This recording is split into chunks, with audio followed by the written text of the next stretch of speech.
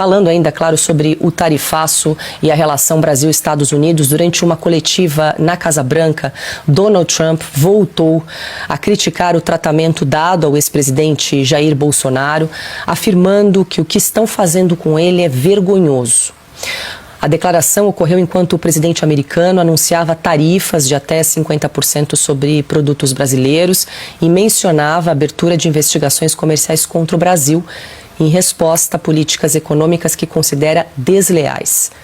Trump sugeriu que o atual governo brasileiro está promovendo perseguição política, o que se encaixa no contexto da suposta trama golpista usada como argumento para criminalizar adversários.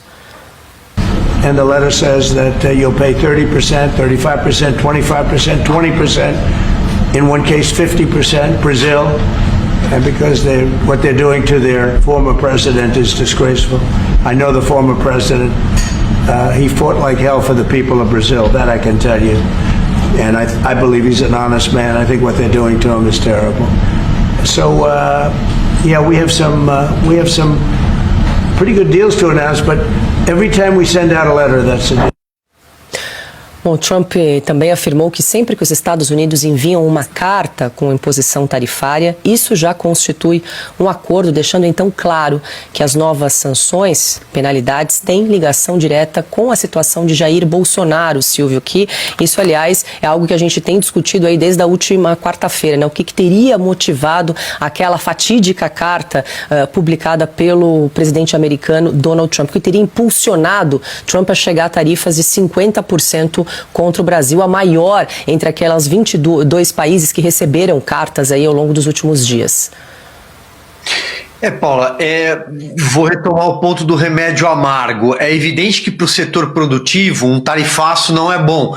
Os Estados Unidos, por exemplo, importaram 2 bilhões de dólares em café, sobretudo na região de Minas Gerais, suco de laranja, ferro, entre outros produtos. Carne não é bom. Mas a gente tem de entender o ponto político. Como eu falei agora há pouco, eu penso que trata-se de um cardápio, de um guarda-chuva. Há uma série de fatores. E um desses fatores, para além da questão que falávamos há pouco sobre BRICS, falávamos sobre o alinhamento ao eixo Rússia, China e por aí vai, também o alinhamento político. Porque Donald Trump teve o seu 8 de janeiro.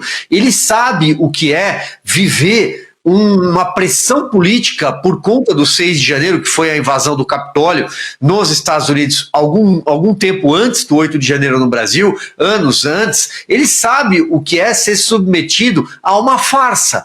O golpe do 8 de janeiro nunca existiu, aquele vandalismo que terminou daquela forma que ninguém gostaria, como a gente sempre fala, com todas as ressalvas necessárias há mais de 2 anos e meio, né? Há 2 anos e meio nós estamos falando isso. Esse golpe não existiu, ninguém mais acredita, não deu certo. A tese do golpe aqui no Brasil, tal cá como lá, não deu certo. Portanto, ele sabe a perseguição implacável que o presidente Jair Bolsonaro está sofrendo há muito tempo e entende que o Brasil é um hub importante. O Brasil tem uma dimensão, a dimensão continental, a densidade populacional, a questão fronteiriça com alguns países, que inclusive do ponto de vista até de narco-estados que estão ao nosso redor, para que o Brasil não se torne um narco-estado. Não é interessante ter outra Venezuela, como dizia há pouco. A questão portuária do Brasil na costa atlântica, o Brasil como um país que alimenta o mundo, que fornece comida para o planeta inteiro, capaz de... O Brasil é uma potência, o nosso agronegócio ele não é só um vetor econômico nacional. O mundo precisa do que o Brasil produz, fora as riquezas minerais e reservas e por aí vai. Então o Donald Trump está observando tudo isso e faz a seguinte conta: está nascendo ali uma Venezuela. Há uma escalada totalitária, arbitrária, autoritária, e ela tem nomes e sobrenomes. O Lula da Silva, que governa o país, ele vai embora já, porque o Brasil, o governo do PT é um paciente na UTI que o corpo já morreu. Pode até dar um remédio, refrescar uma manchete, produzir uma pesquisa aqui, uma cortina de fumaça ali para dizer que o governo ganhou fôlego, saiu das cordas, como dizem os comentaristas da Globo News. Você pode até inventar tudo isso daí, mas o brasileiro não é bobo. O brasileiro sabe o que está acontecendo. Nossa economia em declínio, num desfiladeiro, o presidente da República não governa, quem governa é a Janja e o ministro Alexandre de Moraes. Vejam, vocês acabaram de noticiar e o Caute trouxe todo o aspecto, a leitura técnica em relação ao aumento de imposto, o IOF, operações financeiras. Nós estamos falando de um ministro do Supremo que decide usurpar prerrogativas do Legislativo. É um ultraje ao Legislativo que a gente acaba de assistir. Portanto, o Donald Trump sabe o que está acontecendo no Brasil. E não é interessante para os Estados Unidos ter o Brasil, a potência, a ex-potência, a potência promissora Brasil, aliada ao eixo anti-Ocidente. Não é interessante.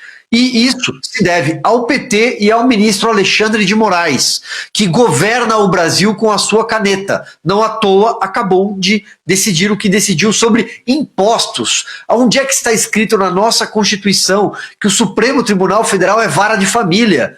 Que o Supremo Tribunal Federal é vara de conciliação? Até poderia, do ponto de vista de contencioso, eventualmente, mas não para decidir sobre uma prerrogativa do Congresso. O Congresso não pode mais legislar?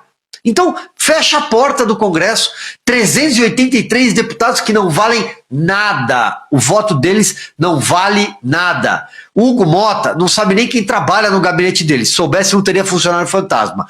O Davi Alcolumbre não representa o Congresso Nacional, Davi Alcolumbre é qualquer nota. Do contrário, nesta hora, já estaria à frente de uma câmera, já que gosta tanto de aparecer, não do lado do Geraldo Alckmin, mas estaria do lado do Congresso Nacional, do lado da Câmara dos Deputados, porque ele preside o Congresso, é senador, mas consequentemente presidente do Legislativo, a caixa de ressonância da sociedade. Vá falar em nome do eleitor, vá dizer ao ministro Alexandre de Moraes que ele não pode passar por cima do Legislativo, porque o artigo 2º da Constituição é muito claro sobre separação de poderes. Os poderes são independentes. Não seja frouxo, defenda o Legislativo, não permita que o Legislativo seja fechado, usurpado, porque amanhã não tem mais democracia constitucional nesse país. Já cruzaram a linha, já foram longe demais. Vão esperar mais o quê?